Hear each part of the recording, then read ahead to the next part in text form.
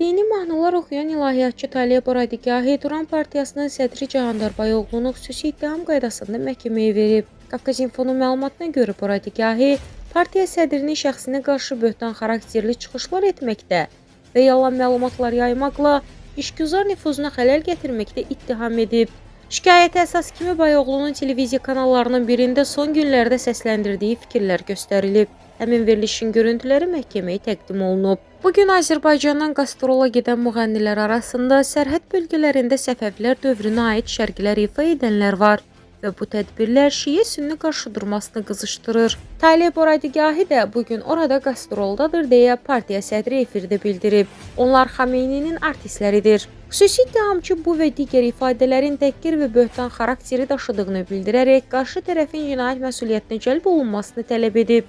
Cahandar Bayoğlu'nun vəkili isə şikayətin əsassız olduğunu deyib və icraata götürülməməsini xahiş edib. Məhkəmə tərəfləri dinlədikdən və təqdim olunan sübutları araşdırdıqdan sonra şikayətin əsassız olduğu qənaətinə gəlib. Nəticədə Taliyə Boradigahının xüsusi ittiham qaydasında verdiyi şikayətin icraata götürülməsindən imtina edilib.